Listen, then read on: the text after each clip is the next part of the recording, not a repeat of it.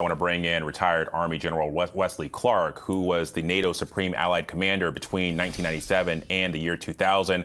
That included NATO's involvement in the war in Kosovo. First, sir, thank you for your time. But I want to ask, what is your assessment of how NATO and the United States could play an impactful role in ensuring Ukraine's security and that of European allies as a part of this resolution to end the war? Well, of course, NATO and our allies and the United States have a very important role to play in providing security guarantees should there be a peace agreement. And to NATO presidents, our NATO member presidents in Ukraine, not agreeing to a ceasefire, not agreeing to meet with President Zelensky. So it's not clear really where we are. There were a lot of atmospherics. It felt pretty good until you disappeared. And we don't know everything that was said. It hasn't been made public, and that's fine. But it was pretty clear that Putin laid down the law, that whatever Steve Witkoff brought back from Moscow in his previous talk about Russian concessions wasn't accurate. As far as Putin's concerned, he's winning. He wants all of Ukraine. He wants to address the root causes. That's getting NATO out of Eastern Europe, taking control of the Baltics, and former members of the Warsaw Pact, putting them back under Russian control and reoccupying countries like Moldova and Georgia. So Putin has big ambitions. They haven't been checked in. And I think when you're looking at this right now, you have to give President Trump a lot of credit. He's bringing all of his experience in real estate and previous discussions with heads of state to bear. But this is a process that requires really tough pressure on Putin to convince him he cannot win in the way he's going. We haven't seen that pressure applied yet. Yeah, well, in general, you've said in previous interviews that it's not just the presence of NATO peacekeepers on the ground in Ukraine that's important. It's also where they're located. What do you mean by that?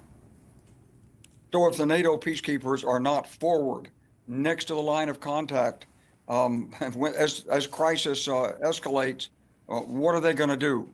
If Russia launches an armored probe, gets its drones in, moves into Kyiv, and you've got west of Kyiv, a few dozen miles from the border of Poland, you've got a couple of thousand NATO troops.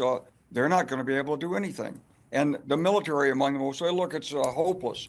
But you've got to get a substantial force right up with the line of contact. And even more importantly, you've got to establish the confidence building measures that would give early warning and a chance to head off a renewed conflict diplomatically before it breaks out. And there's been no discussion whatsoever of those confidence building measures. So we're a long way from understanding what a security guarantee is, and an even further way from believing that Mr. Putin really does want to end the fighting. Yeah, well, in general, as we laid out, you oversaw NATO operations during the war in Kosovo. I'm curious, are there lessons you learned then that you think NATO leaders could benefit from today? Well, I think there are lessons learned that the United States could benefit from, especially. And then that lesson is that you have to combine pressure, the use of force or the threat of the use of force, with diplomacy to bring a conflict to the end. Unless so this is the case also that happened in Kosovo. President Milosevic believed that he could subdue Kosovo. There was an insurgency there. He believed that NATO members, once they started bombing, would quickly stop. Russia told him, don't worry, we'll get to the French, the Germans. They'll quickly stop NATO. But he didn't understand the way democracies work. When democracies get engaged and the leadership gets engaged in Kosovo, as a result of the 78-day campaign, we saved a couple of million Albanians from ethnic cleansing and worse in Kosovo by combining the use of force with diplomacy. Now, in this case, we're not recommending that the United States use force, but the United States should escalate sanctions, should turn the tap back on for a lot more military assistance to Ukraine, and should say very directly and indirectly to Mr. Putin, you're not going to win.